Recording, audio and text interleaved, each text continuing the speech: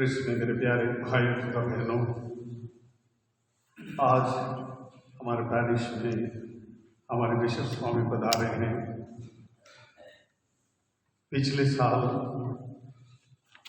2020 में यहाँ पे चर्च बंद था, हमारे त्यौहार भी नहीं था।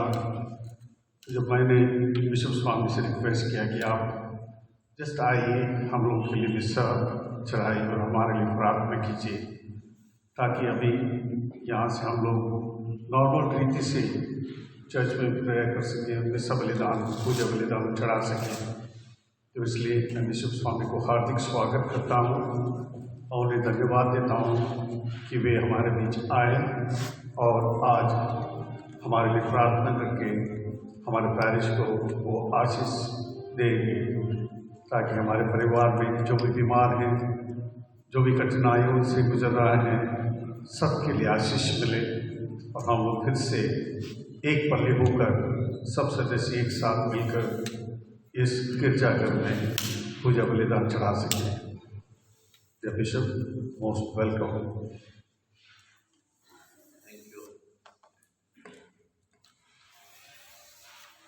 पिता और पुत्र और पवित्र आत्मा के नाम पर आमीन। प्रभु की शांति आप लोगों के साथ हो और आपकी आत्मा के साथ।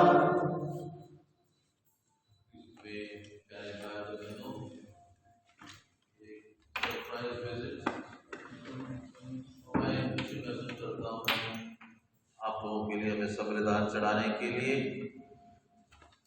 आपके सभी मतलबों को हम ईश्वर के सम्मुख रखें, अपने अपने अरमानों को, अपने अपने जरूरतों को, और ईश्वर से हम विनती करेंगे कि अपने अपने आवश्यकता के अनुसार ईश्वर हमारी मदद करे। और सभी पाबंदियों के साथ भी जो अभी भी कुछ रेस्ट्रिक्शन चल रहे हैं पैंडेमिक के कारण, महामारी के कारण, उसके बावजूद भी हम अपना क्रिस्तीय जीवन, अपना धर्म का पालन पूरी सरगर्मी से कर पाए और इस महामारी से प्रभु हमें बचाए और अन्य बीमारियों से भी हमें बचाए, हमें स्वास्थ्य लाभ प्रदान करें। प्रभु यीशु क्रिस्त, आज सुसमाचार में सुनेंगे, लोगों को शिक्षा देते थे अधिकार के साथ, उसी प्रकार चंगाई के कार्य करते थे, यहाँ तक कि अवधूतों को भी निकाल देते थे अधिकार के साथ, और लोग अचंभे में पड़ते थे, आश्चर्यचकित होते थे उनकी सामर्थ्य को देखकर। आज हम पूरे विश्वास के साथ प्रभु के सम्मुख आए और इसमें सब बलिदान में योग्य रीति से भाग लेने के लिए अपने अपने पापों के लिए हम पछतावा करें, पापों की याद करें, तो पछतावे के साथ प्रभु से क्षमा मांगे।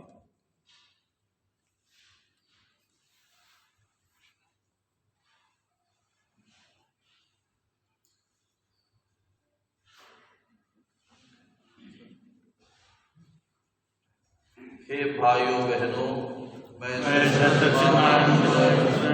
आप लोगों के सामने स्वीकार करता हूँ कि मैंने मन वचन और से सदा अपना कर्तव्य पूरा न करने से, अपने कसूर से, अपने भाई कसूर से और पाप किया है। इसलिए मैंने तुम्हारे बच्चे सदूतों, संतों और आप लोगों से, हे भाई विनती करता हूँ कि आप लोगों के लिए प्रभु ईश्वर से प्रार्थना करें। सर्वशक्तिमान ईश्वर हम लोगों पर दया करे और हमारे पाप क्षमा कर हमें अनंत जीवन प्रदान करे। आमीन। Amen.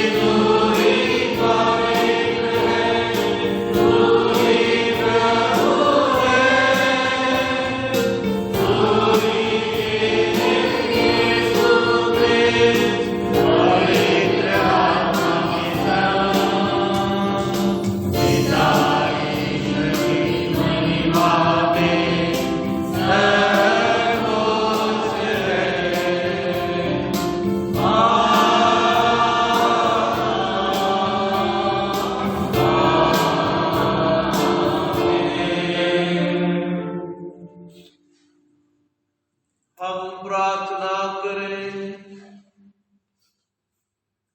हे प्रभु हमारे ईश्वर, हमारी सहायता कर कि हम तुझे सारे हृदय से प्यार कर सके, जैसे तू सभी मनुष्यों को प्यार करता है, वैसे ही हम भी सबको प्यार करें।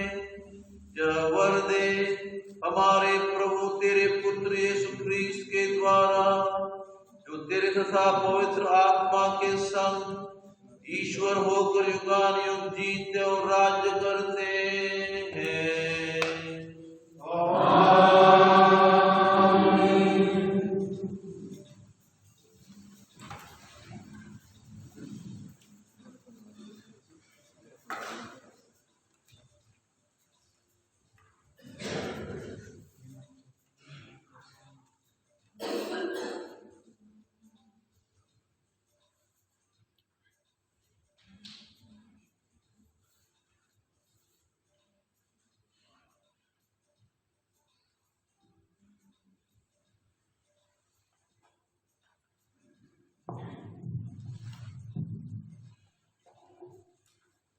वर्ष का चौथा इतवार। पहला पाठ। ईश्वर मूसा से कहता है कि मैं एक महान नबी को अपनी प्रजा के पास भेजूंगा। वह नबी ईश्वर के पुत्र हमारे प्रभु यीशु मसीह में है, जो मनुष्यों के बीच रहकर उन्हें पिता परमेश्वर के विषय में सच्चा साक्षी देंगे। विधि विवरण ग्रंथ। मैं एक नबी उत्पन्न करूंगा, उसके मुख में अपने शब्द डालूंगा।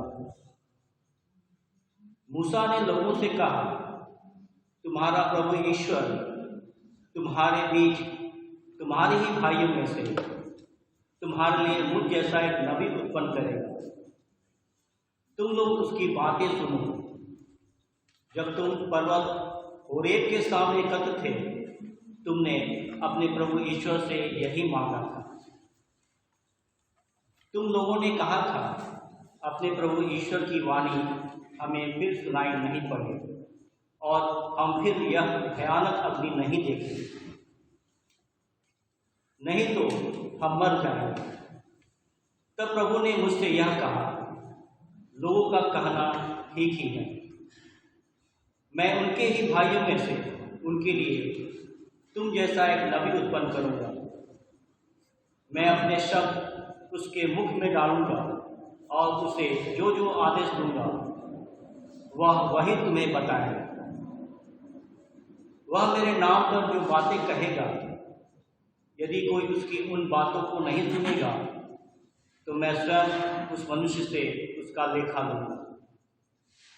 यदि कोई नबी मेरे नाम पर ऐसी बात कहने का साहस करेगा जिसके लिए मैंने उसे आदेश नहीं दिया, या वह अन्य देवताओं के नाम पर बोलेगा, तो वह मर जाएगा। यह प्रभु की वाणी है।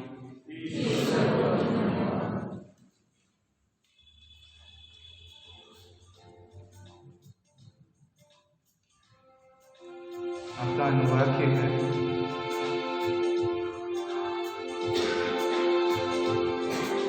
ओ यदि तुम आज उसकी यह वाणी सुनो, अपना हृदय कठोर ना बनाओ।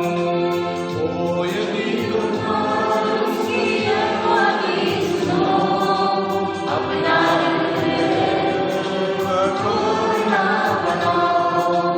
ओ यदि तुम आज उसकी यह वाणी सुनो, अपना कठोर ना बनाओ। ओ यदि तुम आज उसकी यह वाणी सुनो, अपना हृदय कठोर ना बनाओ। आओ हम प्रभु के सामने आनंद मनाएं, अपने शक्तिशाली त्राणकर्ता का गुणगान करें। हम स्तुति करते हुए उसके पास जाएं, भजन गाते हुए उसे धन्य कहें।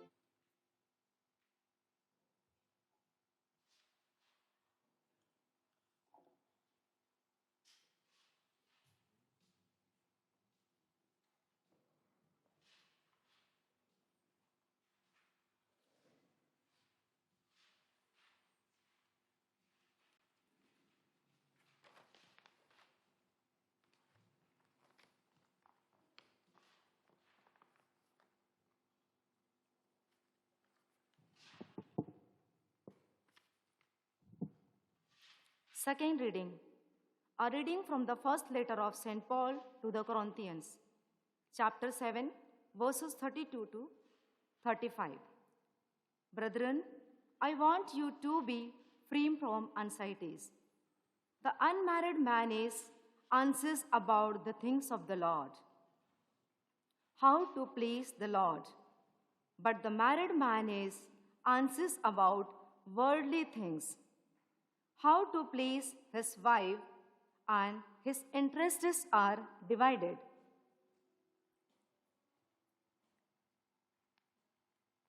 And the unmarried or virgin woman is anxious about the things of the Lord, how to be holy in body and spirit. But the married woman is anxious about the worldly things, how to please her husband. I say this for your own benefit, not to any resistance upon you, but to promote good order and to secure your undivided devotion to the Lord. The word of the God.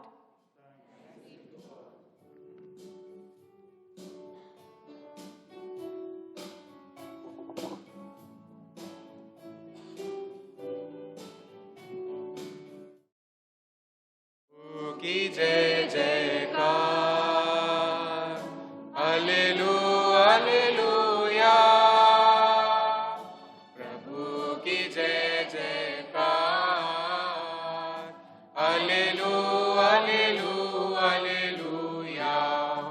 सूरज चांद सितारे करते जग में उजियारे, ऊंचे पर्वत गहरे सागर करते प्रभु का महिमागा। ऊंचे पर्वत गहरे सागर करते प्रभु का महिमागा। प्रभु की जय जयकार, हालेलुया हालेलुया। प्रभु की जय जयकार, हालेलुया हालेलुया हालेलुया। प्रभु आप लोगों के साथ हो और आपके साथ संत मार्कुस के अनुसार पवित्र सुसमाचार। हे प्रभु तेरी महिमा हो। वह अधिकार के साथ शिक्षा देते हैं। कफरनाहूम में यीशु विश्राम के दिन सभागृह गए और शिक्षा देने लगे।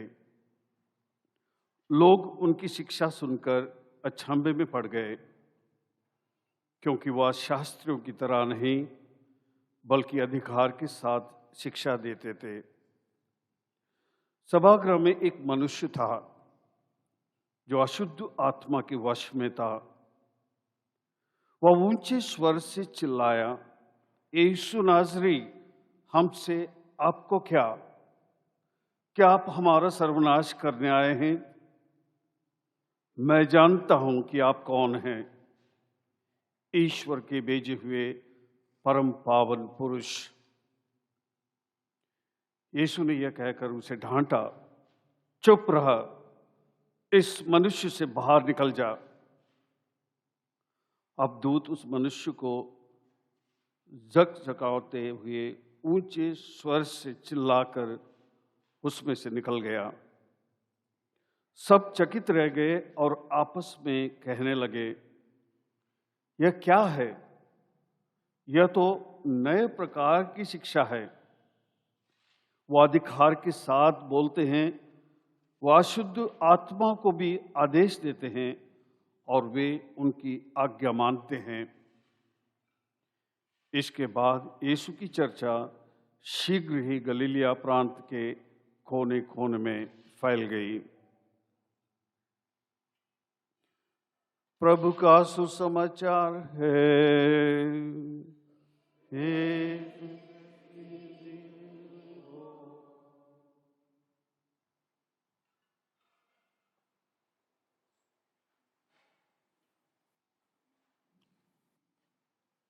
क्रिस्त में मेरे प्यारे भाई तो बहनों, यहूदियों के लिए मूसा एक बहुत बड़ा नबी था। मूसा के समान दूसरा कोई उनके लिए उनकी विश्वास था कि जिस प्रकार मूसा ने उनको मिस्र देश से फिरौन के दासता से छुड़ाकर स्वतंत्र बनाकर उनको प्रतिज्ञात देश तक लाया था। भले मूसा खुद प्रतिज्ञात देश नहीं जा पाया, लेकिन योशुआ ने उनको प्रतिज्ञात देश तक लाया। लेकिन मानो 40 सालों तक मूसा ने उनकी अगुवाई की और उनको संहिता प्रदान की। लॉ 10 हुक्म दिए और अन्य कई संहिता के जो नियम हैं उन्होंने उनको दिया। और यहूदियों के लिए यह संहिता ही उनका धर्म ग्रंथ था। तो लेकिन उनमें एक धारणा थी, ईश्वर उनको और एक नबी कभी देगा जो मूसा जैसा है, प्रॉफिट लाइक अनटू मोसेस। और आज कलीसिया ये दोनों पाठ, ये पाठ और आज का सुसमाचार का पाठ हमारे लिए प्रस्तुत करता है। और कलीसिया का विश्वास है। और यह विश्वास हमें कहाँ से आया? कलीसिया के शुरुआत में जो प्रभु यीशु क्रिस्त के शिष्य थे, शिष्यों ने विश्वास किया कि जो प्रतिज्ञा ईश्वर ने की थी, जो प्रतिज्ञा या भविष्यवाणी मूसा ने की थी कि मुझ जैसा एक नबी आप लोगों को मिलेगा, वो प्रभु ईसा मसीह में संपन्न हुआ है। वास्तव में प्रभु ईसा मसीह वही नबी है, वही मसीहा है, जो न केवल कोई एक सांसारिक दास्ता से या कोई सांसारिक सत्ता से उनको छुटकारा देगा, लेकिन शैतान के चुंगल से बचाएगा, उनको मुक्ति प्रदान करेगा, उनको नया जीवन देगा। और प्रभु यीशु क्रिस्त ने इस बात को साबित किया है अपने शिक्षा द्वारा, अपने कार्यों द्वारा, चमत्कार के बड़े बड़े अचंभों के कार्यों द्वारा, और अंत में सूली पर चढ़कर बड़ी कुर्बानी देकर हमारी मुक्ति की है। तो आज के सुसमाचार में हम सुनते हैं प्रभु यीशु क्रिस्त कफरनहूम के उस सभागृह में जाते हैं, सिनागोग में जाते हैं और अपनी प्रथा के अनुसार वहाँ उपदेश देते हैं। लेकिन लोग उनकी शिक्षा सुनकर अचंभे में पड़ते हैं। They're astounded, they're astonished। कहाँ से इनको ये इतना ज्ञान कहाँ से है, इतनी ये आत्मविश्वास कहाँ से है, ये प्रज्ञा कहाँ से आती है? वो अधिकार के साथ बोलता है, अधिकार के साथ बोलता है। हमारे शास्त्रीय फरीसियों के समान नहीं है। इस प्रकार के बातें लोग करने एक दूसरे से बताने लगते हैं। यीशु अधिकार के साथ बोलता है, हमारे शास्त्रीय और फरीसियों के समान नहीं। उसी प्रकार उसी सभागृह में एक अवधूतग्रस्त व्यक्ति था, अशुद्ध आत्मा से ग्रसित व्यक्ति था। तो वो चिल्लाने लगा, आप मुझे क्यों परेशान करने यहाँ पर आए हैं?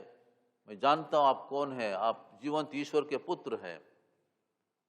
तो प्रभु यीशु क्रिस्त उसको चुप रहो और उससे निकल आओ। और तुरंत वो अशुद्ध आत्मा, अवधूत उस व्यक्ति से निकल आता है। तो और अचंभे में पड़ते हैं लोग, कहाँ से ये अधिकार इनको मिला है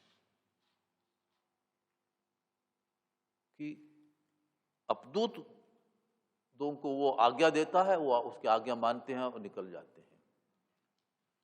प्यारे भाई तो बहनों, हमें एक 2-3 चीज़ें याद रखने की, गौर करने के करना जरूरी है।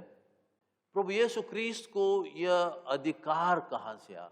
वो शास्त्रियों के समान, उनके महायाजकों के समान, उनके फरीसियों के समान नहीं बोलते थे, लेकिन अधिकार के साथ बोलते थे। उनको एक मॉरल अथॉरिटी थी। कहाँ से आई वो मॉरल अथॉरिटी? एक तो सबसे पहले मानना पड़ेगा कि प्रभु यीशु ख्रीस्त साधारण मानव नहीं थे, ईश्वर थे, ईश्वर का पुत्र थे। तो सच मनुष्य, सच ईश्वर। तो इसलिए उनमें वो पूरा ज्ञान था, उन प्रज्ञा थी, उनको सब कुछ मालूम था। तो इसलिए वो लोगों को ईश्वर के बारे में, ईश्वर के राज्य के बारे में, ईश्वर की अनुकंपा, दया, अलग अलग दृष्टांतों के द्वारा, सुंदर सुंदर दृष्टांतों के द्वारा वो देते हैं। सुसमाचारों में हम दृष्टांतों को सुनते हैं। और साथ ही साथ अपने कार्यों द्वारा चंगाई के कार्य करते हैं। अंधों को दृष्टिदान देते हैं, बहरों को सुनने की शक्ति, लूले लंगड़ों को चलने की शक्ति, जो अपंग थे उनको वो चंगा करते थे, जो अशुद्ध आत्मा से ग्रसित थे, जो अपदूत उनको सताते, उन लोगों को वो शुद्ध करते थे, अशुद्ध आत्मा उनसे निकाल देते थे, कोड़ियों को चंगा करते, यहाँ तक कि मुर्दों को भी उन्होंने जलाया, समुद्र को उन्हें शांत किया, वो हजारों लोगों को, 5000 लोगों को, 4000 लोगों को उन्होंने खाना खिलाया। ये सब देखकर लोग अचंभे में पड़ते थे, क्योंकि उनको अधिकार था, ईश्वरीय अधिकार। दूसरी बात यह है कि उनका ज्ञान, वो अधिकार के साथ तभी बोल पाते थे क्योंकि उनको ज्ञान था, प्रज्ञा थी। अभी देखिए, आप में से कितने लोग टीचर्स, मुझे मालूम नहीं, या कोई टीचर्स होंगे मालूम नहीं, हो सकता है कि 2-4 टीचर होंगे आप लोगों के बीच में, या आपने आप जब स्टूडेंट थे आपका अनुभव हुआ होगा, जो टीचर अपना सब्जेक्ट में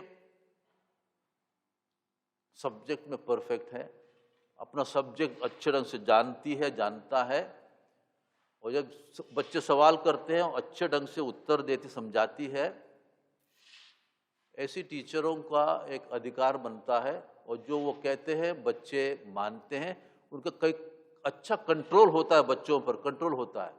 जो टीचर सब्जेक्ट नहीं जानती है, कम्युनिकेशन बहुत खराब है, पढ़ा नहीं सकते हैं, समझा नहीं सकते हैं, उनका कोई बच्चों पर कंट्रोल नहीं होता है, क्योंकि उनको अधिकार नहीं, क्योंकि खुद जानते नहीं है, खुद अच्छे ढंग से जानते नहीं है, खुद पढ़ा नहीं सकते हैं, तो वो दूसरों पर क्या प्रभाव डाल पाएंगे।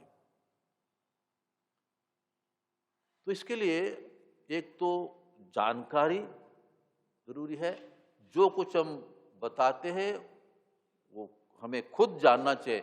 जब खुद कुछ नहीं जानते हैं, दूसरों को हम सिखा नहीं पाते, और सिर्फ जो कुछ हम जानते हैं उसी को हम दूसरों को सिखा सकते हैं। तो जितना हमारा ज्ञान है उसी के अनुसार हम दूसरों को सिखा सकते हैं। और एक बात हमें याद रखनी है, जितना हम जानते हैं, जितना हमारा अनुभव है,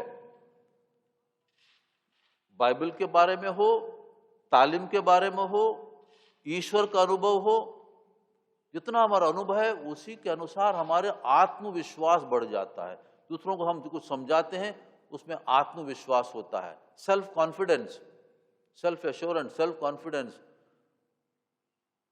तो उसी के ज्ञान के अनुसार, अनुभव के अनुसार सेल्फ कॉन्फिडेंस। तो प्रभु को यह था कि उनका ज्ञान इतना था, उनका ईश्वर के साथ इतना वो कनेक्टेड थे, हमेशा कनेक्टेड थे, पिता परमेश्वर से हर दिन मानो बात करते थे, प्रार्थना में बिताते थे। तो इसलिए उनको वो कॉन्फिडेंस था, सेल्फ कॉन्फिडेंस, आत्मविश्वास।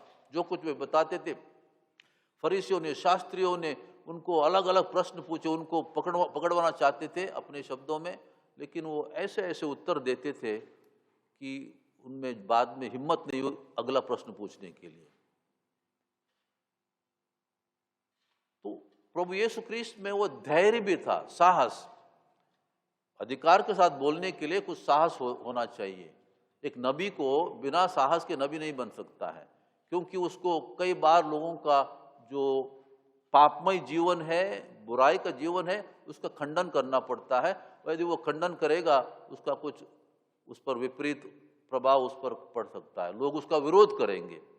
लेकिन प्रभु यीशु क्रिस्त किसी हालात में किसी ने, फरीसी ने हो, शास्त्री ने हो, महायाजक ने हो, किसी ने भी उसका विरोध किया, प्रभु डरे नहीं। अधिकार के साथ वो बोलते थे, अधिकार के साथ उत्तर देते थे, अधिकार के साथ अपना कार्य, जो वो कन्विंस थे, उनका अपना पूरा कन्विक्शन था, उसके अनुसार वो अपना कार्य करते थे।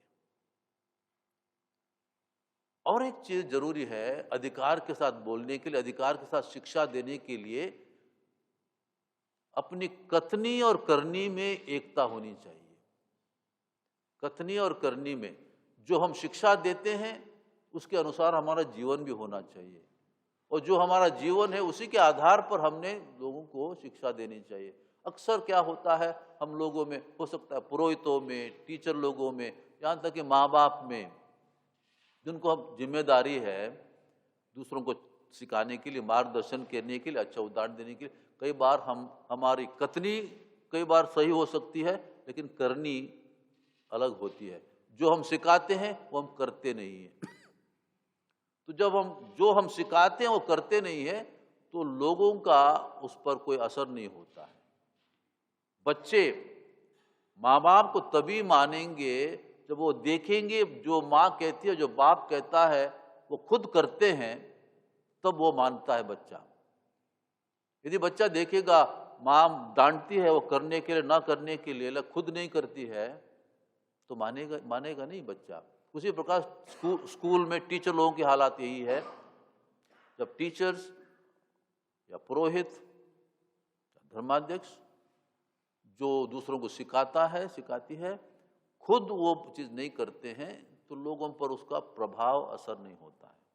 प्रभु यीशु क्रिस्त में हम देखते हैं कथनी और करनी में एकता थी। उनके जीवन में लोग देखते थे, जो वो सिखाते हैं वो खुद करके दिखाते थे। तो प्यारे भाई तो बहनों, प्रभु यीशु क्रिस्त अधिकार के साथ बोल सकते थे, क्योंकि उनका विश्वास इतना गहरा था, ईश्वर से इतना संबंध उनका था, अटूट संबंध था, और उनका ज्ञान इतना था, और उनके कथनी और करनी में एकता थी। इन सभी कारणों के कारण, और स्वयं वो ईश्वर भी था, तो इसलिए वो अधिकार के साथ शिक्षा दे सकते थे, और अधिकार के साथ वो अपना कार्य, चंगाई का कार्य, अलग अलग कार्य, जो अपना जीवन दूसरों के लिए एक नमूने वाला। तो इसलिए हमें भी एक आदर्श जीवन जीना जरूरी है, सभी लोगों के लिए, माता पिताओं के लिए, टीचर लोगों के लिए, डॉक्टर्स, नर्सेस हो, पुरोहित, धर्मसंगी, भाई बहनें, धर्माध्यक्ष, सभी लोगों के लिए हम सबको कुछ ना कुछ जिम्मेदारी है। हम सबको दूसरों के प्रति कुछ ना कुछ जिम्मेदारी है। तो जिम्मेदारी सही ढंग से निभाने के लिए कुछ मॉरल अथॉरिटी, नैतिक जो अधिकार हमें होने के लिए, तो हमें अपना जीवन एक आदर्श जीवन जीना है। तभी तो हम दूसरों पर कुछ प्रभाव डाल पाएंगे, तभी तो हम दूसरों को अधिकार के साथ कुछ सिखा पाएंगे। जब एक धर्माध्यक्ष एक उपयाजक को, डीकन की दीक्षा होती है, वो दीक्षा के अंतर्गत एक समय आता है जो पुरोहित धर्माध्यक्ष बाइबल के प्रति उस डीकन को देता है। बाइबल को देकर धर्माध्यक्ष बोलता है, receive the gospel of Christ whose herald you are, believe what you read, teach what you believe, and practice what you teach. Receive the gospel of Christ, whose herald you are. Believe what you read, teach what you believe, and practice what you teach. तो कथनी और करनी में एकता होनी चाहिए। जो धर्माध्यक्ष उपयाजक को Bible देके बोलता है कि प्रभु यीशु क्रिस्त के सुसमाचार को ग्रहण करो, जो कुछ तुम उसमें पढ़ते हो उसमें विश्वास करो, जो विश्वास करते हो उसके दूसरों को सिखलाओ, और जो दूसरों को सिखाते हो उसका आचरण करो। तो ये जरूरी है। अक्सर हम लोगों में, सभी लोगों में, अधिकांश लोगों में कथनी और करनी में अंतर होता है, फर्क होता है, कभी कभी काफ़ी अंतर होता है। तो इसलिए लोग हमारी बातों को, हमारी शिक्षा को मानते नहीं है, और उसका प्रभाव लोगों पर, समाज पर कम पड़ता है। कभी कभी यहाँ तक कि इतने स्कैंडल्स भी होते हैं, इसके कारण और बाधा आती है। तो प्रभु से हम कृपा मांगेंगे। एक बात आज के दूसरे पार्ट में संत पौलुस हमें समझाते हैं, यदि हम ईश्वर का पूर्ण रूप से उसकी सेवा करना चाहते हैं, उसकी उपासना करना चाहते हैं, उसकी भक्ति करना चाहते हैं, तो अच्छा है कि अविवाहित रहना उनका साधारण लॉजिक है, साधारण स्वाभाविक चीज वो बोलते हैं। जो कोई विवाहित है, जो परिवार में जीता है, उसको पारिवारिक जिम्मेदारी होती है। पति पत्नी एक दूसरे को प्लीज प्रसन्न करने की कोशिश करते हैं, एक दूसरे की सेवा करने को, एक दूसरे की चिंता करते हैं। उसी प्रकार दोनों साथ में मिलकर बच्चों की चिंता करते हैं। तो काफ़ी समय उनका इस पारिवारिक जीवन में चिंता करने में, ख्याल करने में, सेवा करने में, अपने परिवार में ही सांसारिक चीज़ों में होती है। तो इसलिए ईश्वर के लिए ज़्यादा समय नहीं दे पाते हैं। तो इसीलिए जो संत पौलुस का जो उनका एडवाइस था कि अच्छा है यदि उस समय धर्म संगी नहीं थे, religious people were not there उस समय, लेकिन उनका सबके लिए एक उन्होंने ये एडवाइस दिया, लेकिन किसी पर दबाव नहीं डाला होना चाहिए करके। यदि क्योंकि जो अविवाहित है उनको पारिवारिक चिंता नहीं है, वो अधिक समय बिना ज़्यादा डिस्ट्रैक्शंस के, बिना ज़्यादा चिंताओं के, अन्य सांसारिक चिंताओं के ईश्वर को समर्पित कर, ईश्वर की सेवा में, लोगों की सेवा में वो समर्पित कर सकते हैं। तो इसीलिए कलीसिया ने पुरोहितों को, कैथोलिक कलीसिया ने, प्रोटेस्टेंट्स और ऑर्थोडॉक्स में शादी करते हैं पुरोहित, लेकिन पुरोहितों को और धर्म संगियों को, धर्म भाई बहनों को सेलिबसी अनिवार्य किया है, ताकि इसके बावजूद भी आप जानते हैं कभी कभी लोगों की चिंता सांसारिक चीजों पर होती है, लेकिन मतलब यह है कि वो चूंकि उनको पारिवारिक चिंता नहीं है, अपने ही पति पत्नी बाल बच्चे नहीं है, तो इसलिए अधिक समय और अधिक लगन से, अधिक दिलचस्पी से, पूरे एकाग्र चित्र होकर वो ईश्वर की सेवा करें और दूसरों की सेवा करें। तो आप लोगों से अनुरोध है प्यारे भाई तो बहनों, हम सभी लोगों के लिए जो पुरोहित हैं, धर्माध्यक्ष हैं, धर्म संगी हैं, भाई बहनें हैं, उनके लिए आपने विशेष प्रार्थना करनी चाहिए कि हम जिस मकसद के लिए प्रभु ने हमें बुलाया है, जिस मकसद के लिए हम अविवाहित रहते हैं, और कलीसिया चाहती है कि हम अविवाहित रहते हैं, उसी प्रकार हम पूर्ण रूप से, पूरे डिवोशन के साथ, पूरे कमिटमेंट के साथ, पूरे निष्ठा के साथ हम ईश्वर की सेवा करें, लोगों की सेवा करें। तो आइए इन कुछ चीज़ों के लिए हम याद रखें, मनन चिंतन करें, एक दूसरे के लिए प्रार्थना करें। और प्रभु यीशु ने हम सबको बुलाया है अपनी अपनी जिम्मेदारी देकर, माता पिताओं को अपनी जिम्मेदारी, टीचर लोगों को अपनी जिम्मेदारी, पुरोहितों को, सिस्टर लोगों को, और सभी लोगों जिनको कुछ ना कुछ जिम्मेदारी है, उनको, उनके जिन अंडर जो लोग हैं, उनके सामने हमने एक आदर्श जीवन जीना है। इस प्रकार हम दूसरों को सही शिक्षा दें और उसका आचरण सबसे पहले करके दूसरों को एक नमूना प्रदान करें। आमीन।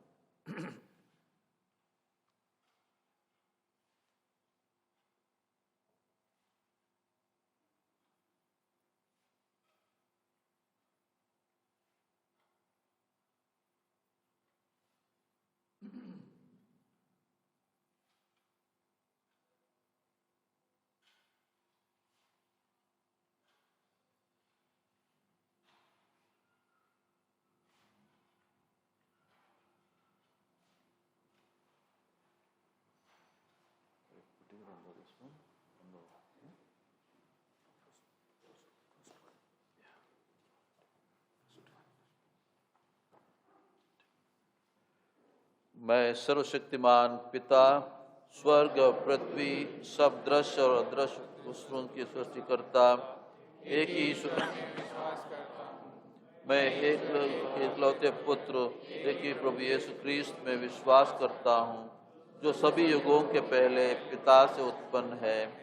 वह ईश्वर से उत्पन्न ईश्वर, प्रकाश से उत्पन्न प्रकाश, ईश्वर से उत्पन्न सच्चा ईश्वर है। वह बनाया हुआ नहीं बल्कि उत्पन्न हुआ है। वह पिता के साथ एक तत्व है। उसी के द्वारा सब कुछ सृष्टि हुआ। वह सब मनुष्यों के लिए और हमारे मुक्ति के लिए स्वर्ग से उतरा और पवित्र आत्मा के द्वारा कुंवारी मरियम से देह धारण मनुष्य बना। उसने पोंतुस पिलातुस के समय दुख भोगा। वह हमारे लिए क्रूस पर टोका गया। वह मर गया और दफनाया गया और धर्मग्रंथ के अनुसार तीसरे दिन फिर से जी उठा। वह स्वर्ग में आरोहित हुआ और पिता के दाहिने विराजमान है। वह जीवित और मृतकों का न्याय करने महिमा के साथ फिर आएगा और उसके राज्य का कभी अंत नहीं होगा।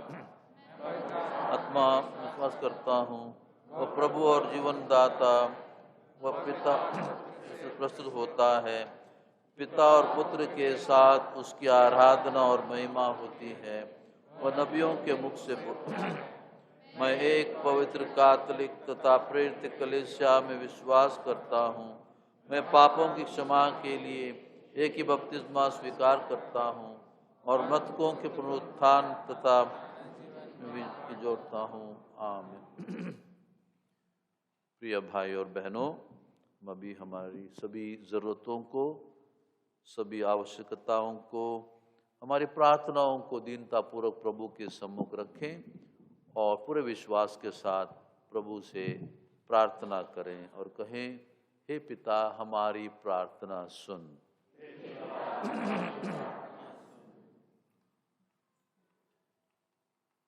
हम अपने संत पिता, सभी धर्माध्यक्षों, पुरोहितों और धर्म समाजियों के लिए प्रार्थना करें कि उन्होंने जो शक्ति तथा अधिकार का वरदान अपने अभिषेक तथा व्रत धारण के दौरान प्राप्त किया है, उनका उपयोग वे सभी ख्रिस्त विश्वासियों को पवित्रता तथा आध्यात्मिकता में बढ़ने के लिए कर सकें। इसके लिए हम पिता ईश्वर से प्रार्थना करें। पिता हमारी प्रार्थना सुन। संत पौलुस कुरिन्थ के विश्वासियों को किसी भी बात की चिंता नहीं करने परंतु प्रभु की बातों की चिंता करने का परामर्श देते हैं। हम सभी भी किसी बात की चिंता ना करें बल्कि प्रभु की बातों की चिंता करें। इसके लिए हम पिता ईश्वर से प्रार्थना करें। हे पिता हमारी प्रार्थना सुन।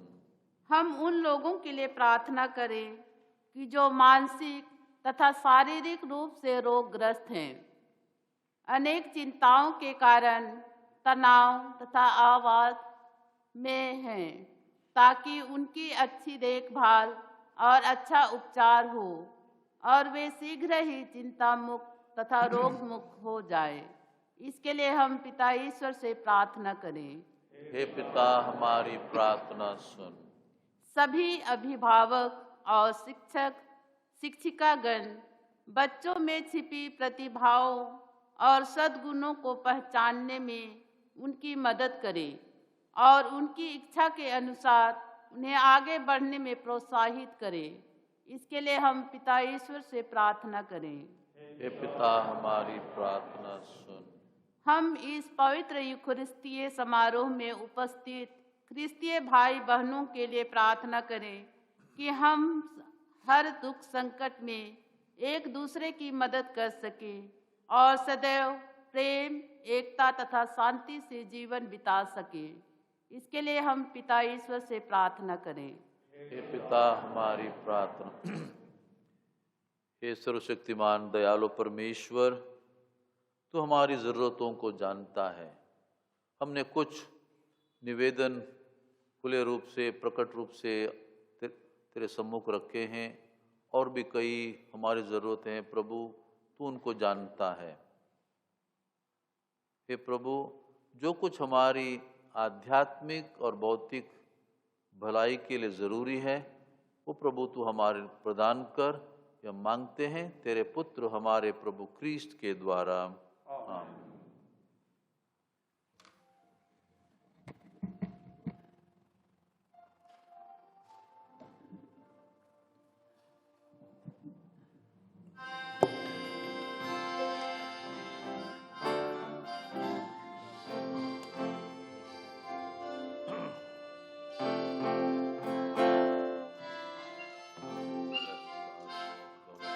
प्यार से लाए तुझको चढ़ाने, भेंट हमारी स्वीकार करो।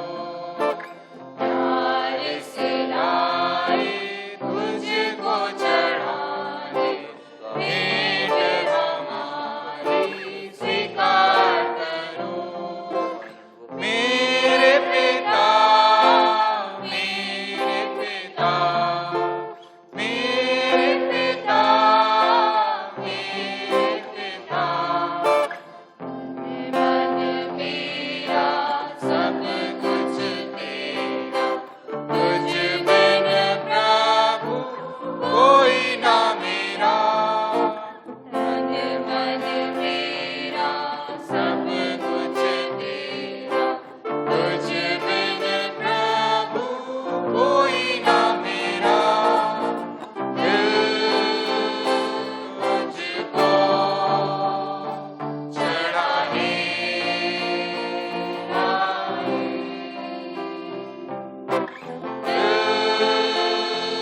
तुझको चढ़ाने आए। प्यार से लाए तुझको चढ़ाने, भेंट हमारी स्वीकार करो। भाई और बहनों, प्रार्थना कीजिए कि सर्वशक्तिमान पिता ईश्वर मेरा और आप लोगों का यह बलिदान स्वीकार करें। प्रभु अपने नाम की स्तुति तथा महिमा के लिए और हमारे तथा अपने समस्त पवित्र कलीसिया के लाभ के लिए आपके हाथों से यह बलिदान स्वीकार करें। हे प्रभु, हम अपनी सेवा के ये दान तेरी इस वेदी पर लाए हैं। इन्हें कृपा पूर्वक ग्रहण कर और हमारी मुक्ति के संस्कार में बदल दे। हम यह प्रार्थना करते हैं अपने प्रभु क्रिस्ट के द्वारा।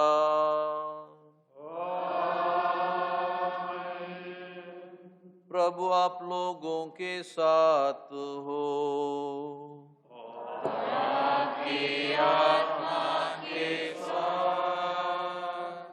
प्रभु में मन लगाए, हम प्रभु में मन लगाए हुए हैं। हम अपने प्रभु ईश्वर को धन्यवाद दें।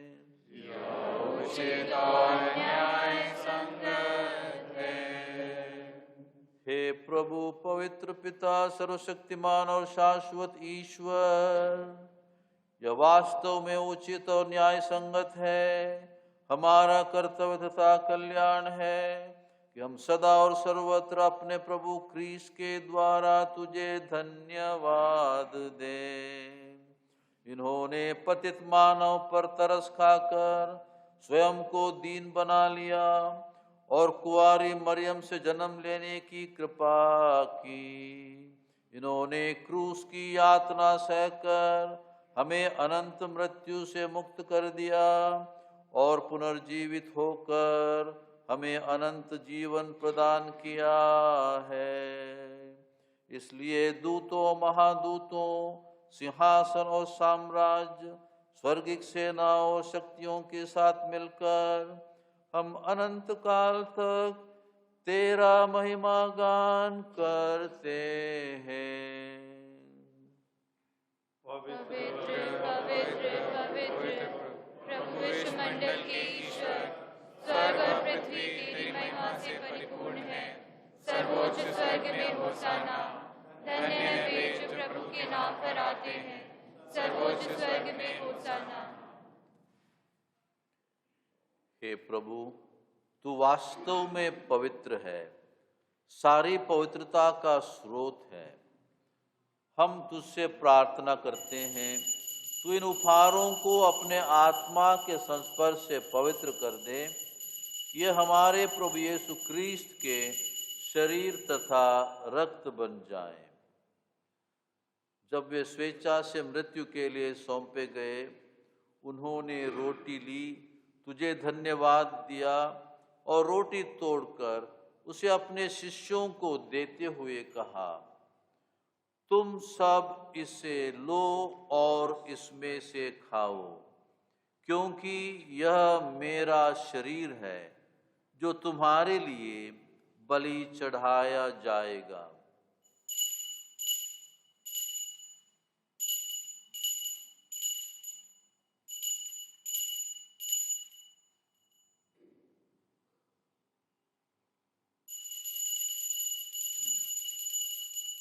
इसी भांति भोजन के बाद उन्होंने कटोरा लिया, तुझे धन्यवाद दिया और उसे अपने शिष्यों को देते हुए कहा, तुम सब इसे लो और इसमें से पियो, क्योंकि यह मेरे रक्त का कटोरा है, नवीन और अनंत व्यवस्थान का रक्त, जो तुम्हारे और बहुतों के पापों की क्षमा के लिए बहाया जाएगा। तुम मेरी स्मृति में यह करो।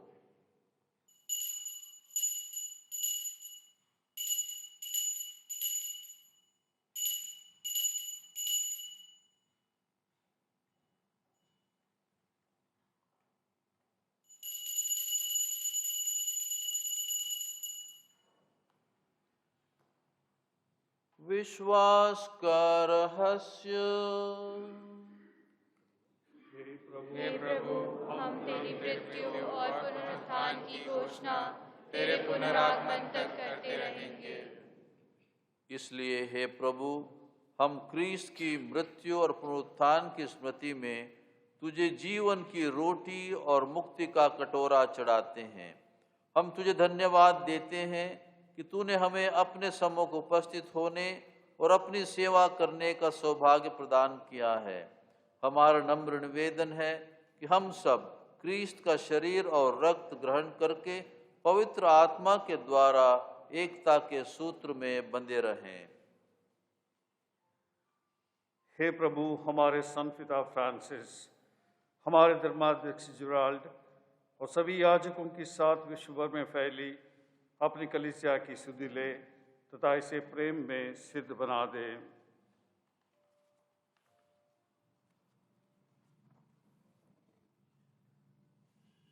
हे प्रभु, हमारे उन भाई बहनों की भी सुधि ले जो पुनरुत्थान की आशा में परलोक सिधा चुके हैं।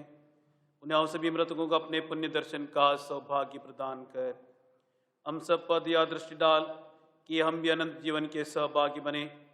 ईश्वर की माता धन्य कुंवारी मरियम, उनके वर धन्य यूसुफ, धन्य प्रेरितों, धन्य डॉन बॉस्को, धन्य जॉन मेरी वियानी और सभी संतों के साथ जो युग युग में तेरे प्रति विश्वस्त बने रहे, तेरी स्तुति और महिमा कर सकें तेरे पुत्र यीशु क्रिस्त के द्वारा।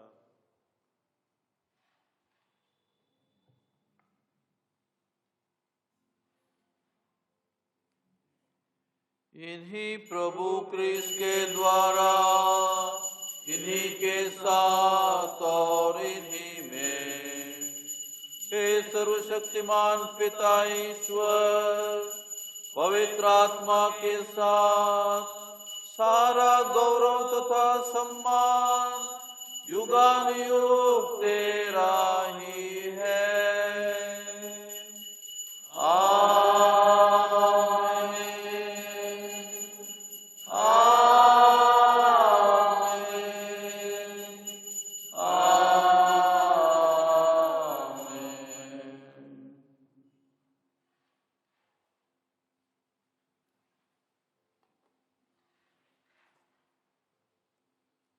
मुक्तिदाता के आदेश पर और दिव्य शिक्षा से सुदृढ़ होकर हम साहस के साथ प्रेम पूर्वक कहते हैं, हे हमारे पिता जो स्वर्ग में है, तेरा नाम पवित्र माना जाए, तेरा राज्य आए, तेरी इच्छा जैसे स्वर्ग में वैसे पृथ्वी पर भी पूरी हो।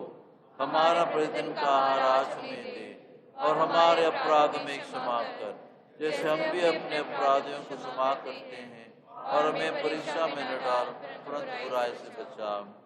हे प्रभु, हम तुझसे प्रार्थना करते हैं, सभी बुराइयों से हमें बचा, और इस जीवन में हमें कृपा पूर्वक शांति प्रदान कर।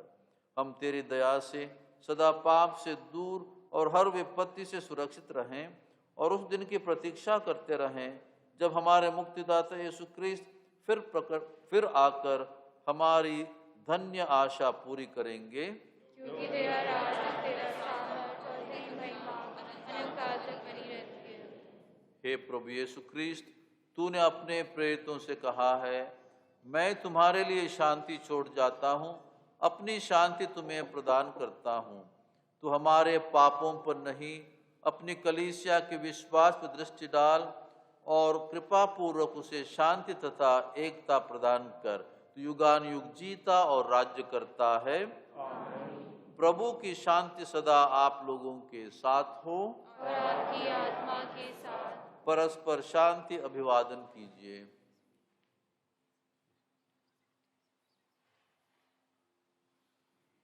ईश्वर के मेमने, तू संसार के पाप हर लेता है, हम पर दया कर। हे ईश्वर के मेमने, तू संसार के पाप हर लेता है, हम पर दया कर। हे ईश्वर के मेमने, तू संसार के पाप हर लेता है, हमें शांति प्रदान कर।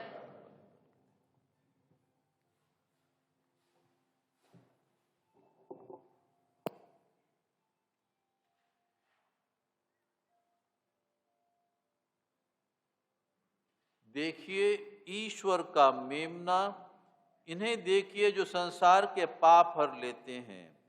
धन्य वे जो मेमने के भोज में बुलाए गए हैं। हे प्रभु, मैं इस योग्य नहीं हूँ, मेरी आए, तू एक ही शब्द कह दे और मेरी आत्मा चंगी हो जाएगी।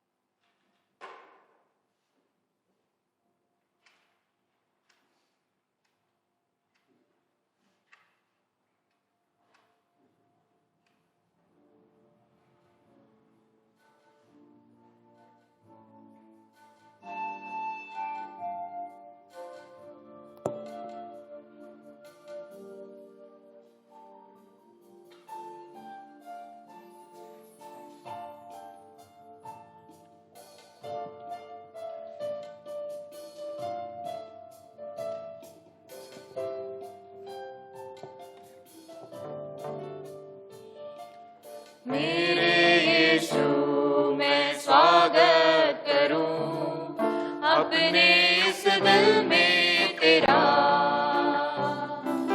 मांस और लहू अपना दे के प्रभु, पूरन करो जीवन मेरा।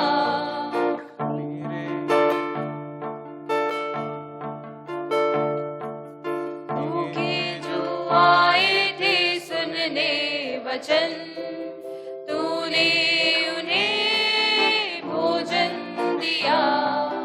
प्यासे जो आए थे सुनने वचन, तूने उन्हें पानी दिया।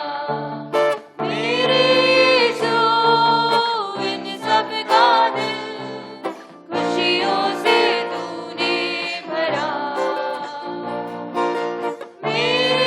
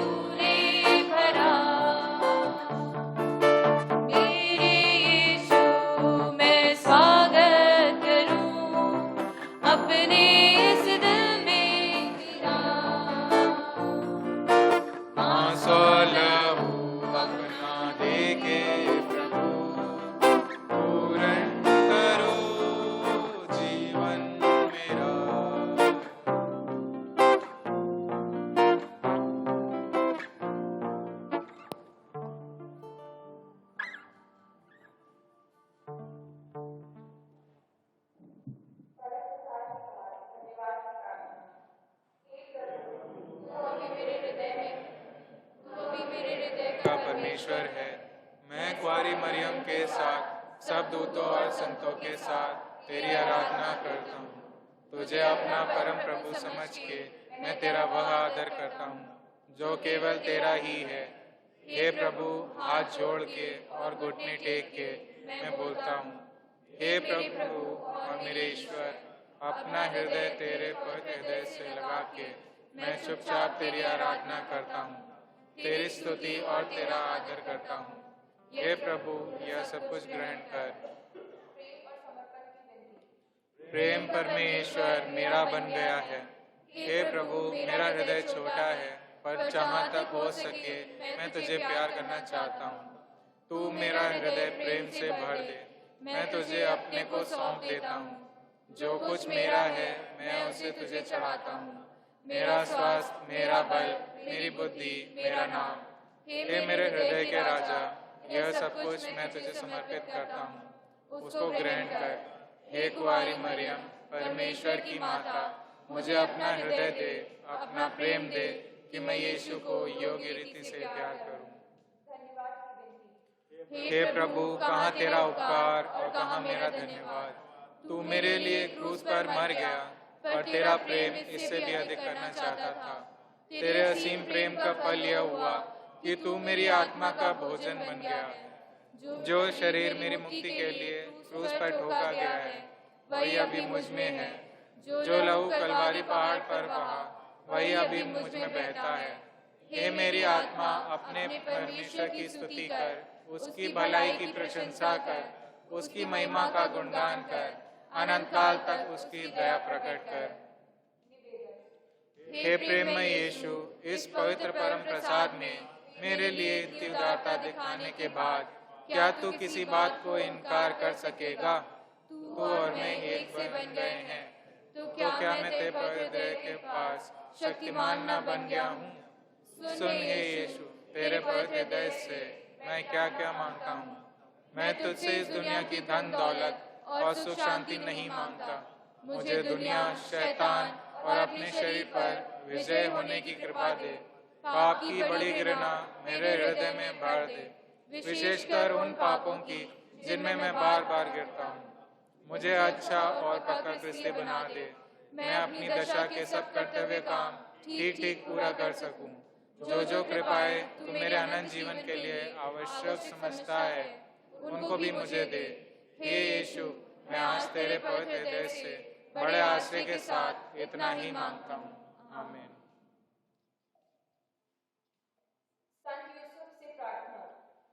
हमारे मुक्तिदाता के संरक्षक धन्य कुंवारी मरियम की पितृ, प्रणाम।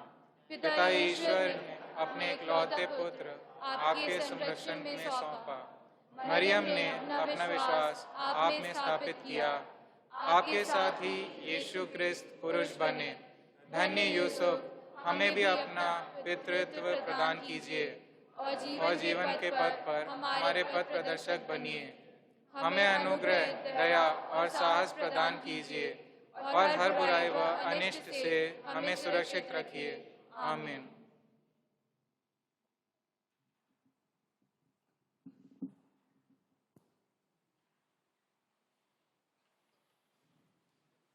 हम प्रार्थना करें। हे प्रभु, हम इन मुक्तिदायी उपहारों से तृप्त हो गए हैं। अनंत मुक्ति का यह भोजन हमारे सच्चे विश्वास को अधिकाधिक दृढ़ बनाता रहे। हम यह प्रार्थना करते हैं अपने प्रभु क्रिस्त के द्वारा।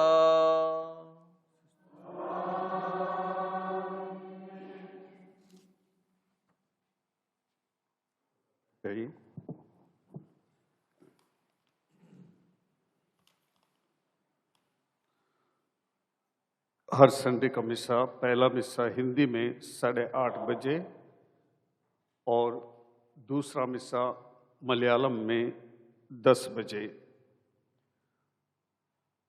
इस हफ्ते में होम मिनिस्ट्री ने सूचित किया है कि हम लोग चर्च खोल सकते हैं, रिलीजियस एक्टिविटीज़ कर सकते हैं, स्विमिंग पूल खुले हैं, थिएटर्स खुले हैं, मॉल्स तो पहले ही खुले थे, तो इसलिए हम निवेदन करते हैं कि हम ज़्यादा से ज़्यादा लोग संडे मिस्सा में आ जाएं।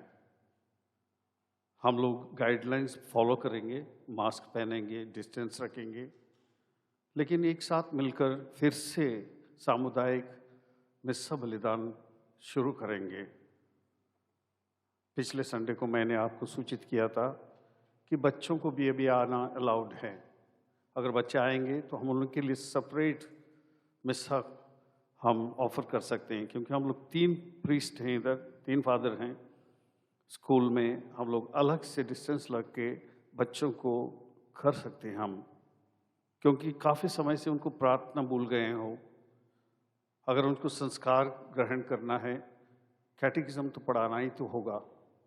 तो इसलिए मैंने पिछले संडे को आपको सूचित किया था कि बच्चे जो पढ़ते हैं स्कूल में आना शुरू करें, क्योंकि शायद हो सकता है अप्रैल से स्कूल फिर से खुलेंगे। 9 to 12 तक अभी खुल गए हैं और 6 से 8 तक भी अभी शायद खुल भी सकते हैं। तो इसलिए इनको अभी प्रैक्टिस करो, जल्दी उठ के थोड़ा डिसिप्लिन तो करना है। 8-9 महीने से डिसिप्लिन तो नहीं हुआ है, शायद प्रार्थना भी ठीक से नहीं हुई है। तो इसलिए फिर से निवेदन करते हैं आप लोगों से कि बच्चों को भी आप लेके आइए, उनके लिए सेपरेट मिसा होगा और उनको कैटेकिज्म प्रेयर के बारे में हम और उनको प्रैक्टिस करेंगे। हमारे पैरिश में करीब 25 to 30 यूथ हैं। जब कोई प्रोग्राम होता है यहाँ पे पूरा आ जाते हैं। कोई फंक्शन होता है डायसिस लेवल में तब बहुत कम नंबर हैं। संडे को भी बहुत कम नंबर हैं इधर। जब कुछ है तो सब आते हैं। माता पिताओं से निवेदन है, यूथ लोगों को संडे मिस आने के लिए प्रोत्साहन दें। अगले संडे से हम एक डायरी रखेंगे, जो संडे मिस आएगा उन्हीं लोगों को यूथ ग्रुप में शामिल किया जाएगा। जो संडे मास नहीं आते हैं उनको पैरिश यूथ में शामिल नहीं किया जाएगा। और आप लोग जानते हैं अगर पैरिश यूथ में नहीं है तो डायसिस लेवल भी नहीं जा सकते हो। तो आप लोगों के लिए सब हम लोग कर रहे हैं। इसलिए प्यारे पेरेंट्स लोग, मैं जानता हूँ, समझता हूँ कि आपकी बात भी वो नहीं मानते हैं। हमारी बात छोड़ो, माता पिता की बात भी नहीं मानते हैं। फिर भी आपका कर्तव्य बनता है, जैसे कि स्वामी जी ने प्रवचन में कहा कि हम लोग की जिम्मेदारी है, फैमिली की जिम्मेदारी है, ये आपको करना है।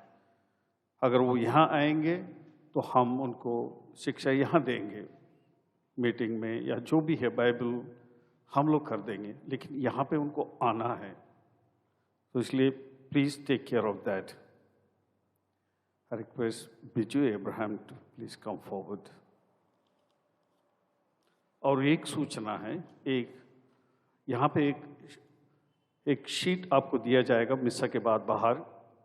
इसमें संडे रीडिंग्स के बारे में लिखा है। हर एक संडे को जिनको यहाँ पढ़ना है, रीडिंग करना है, उनको इसमें आपका नाम देना है। जो भी संडे है इसमें आप चूज करो अपना नाम और कौन सा reading, first reading, second reading, prayer of the faithful, मिसा के पहले प्रार्थना, मिसा के बाद में प्रार्थना है। 5 कॉलम्स हैं। आप जिस कॉलम को चूज करेंगे उसको चूज करके इसमें लिखिए। और जो अगले संडे को पढ़ेगा वो हमसे रीडिंग्स इस संडे को ले जाएंगे और प्रैक्टिस करेंगे, क्योंकि वर्ड ऑफ गॉड है, ईश वचन है। इसको अच्छी तरह से हमको प्रैक्टिस करके हम पढ़ के सबको सुनाना है। अगर यहाँ जो पढ़ते हैं समझ में नहीं आता है, that's useless, it has no fruits at all. तो इसलिए संडे को लेके जाके प्रैक्टिस करके अगले संडे को आके आप यहाँ पढ़ेंगे। First reading is Hindi, second reading is English. यहाँ पे करीब 80-85% इंग्लिश जानने वाले हैं। लोगों ने रिक्वेस्ट किया था इंग्लिश भी हम लोग शामिल करेंगे। पहला पार्ट हिंदी में होगा, दूसरा पार्ट इंग्लिश में होगा। तो इसलिए जो इंग्लिश पढ़ना चाहते हैं सेकंड रीडिंग के कॉलम में टिक करिए और जो हिंदी पढ़ना चाहते हैं फर्स्ट कॉलम में टिक करें, नाम लिख के रीडिंग 1 करके उसमें टिक करो। जिनको विश्वासियों की प्रार्थना पढ़नी है, प्रेयर ऑफ द फेथफुल, उस कॉलम में टिक करो अपना नाम लिख के। I hope I am clear. After the mass this will be there outside, please enter your name so that it goes systematically. हम लोग सही ढंग से मिसा बलिदान चढ़ा सकते हैं।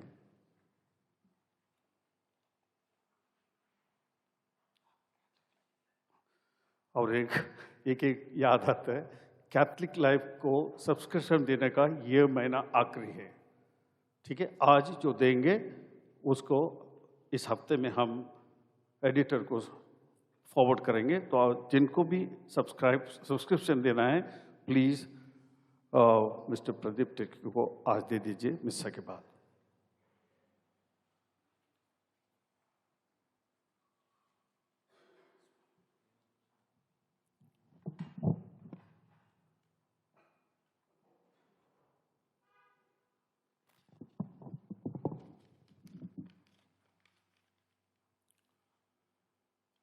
I greet all of you in the name of our Lord Jesus Christ.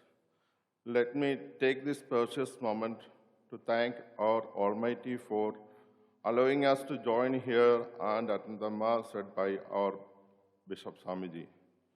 On behalf of all parishioners of St. John Vianney Church, Udretiya, I would like to extend our sincere thanks to our beloved Bishop Swamiji for this surprise visit in our parish and blessing us all with his presence. Let me thank our parish priest, Father George, school principal, Father Ronald, social service director, Father Praveen, and all of you who found time to reach here and attend the Mass. Thank you all so much. Praise the Lord. Hallelujah.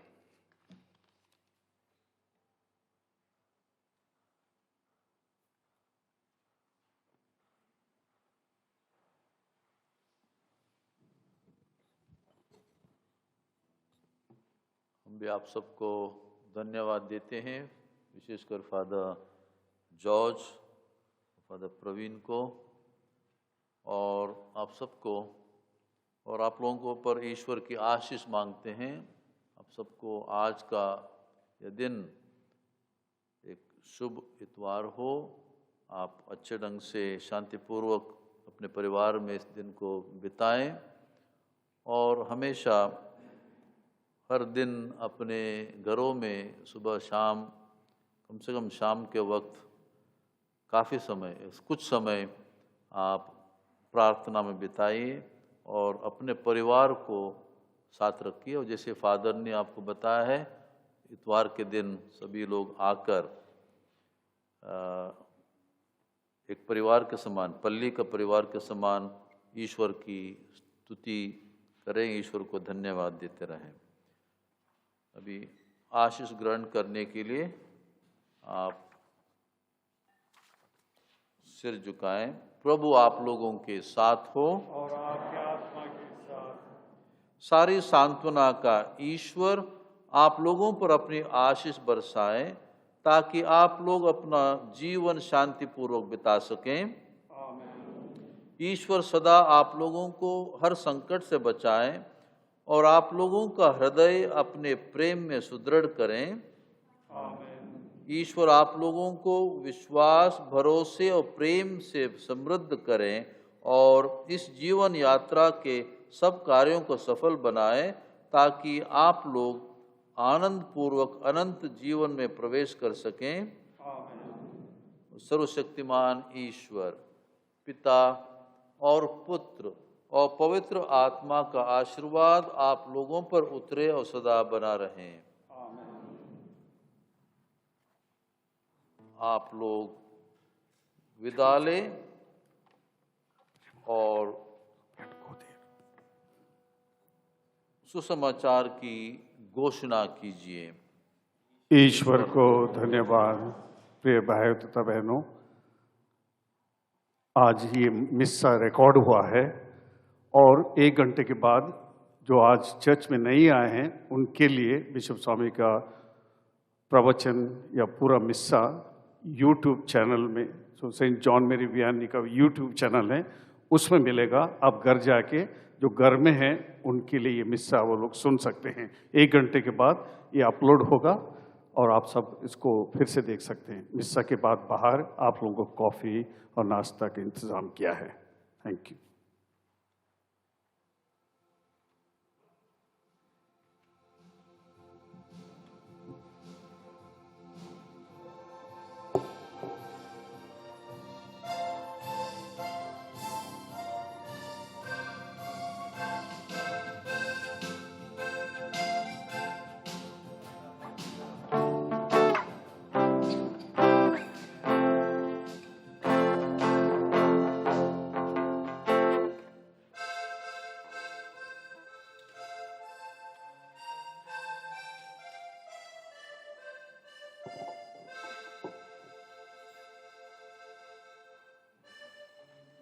गाता प्रभु तेरा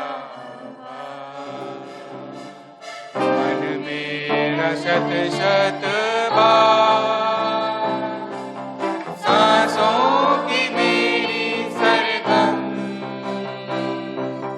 नामन करे बारंबार। गाता प्रभु तेरा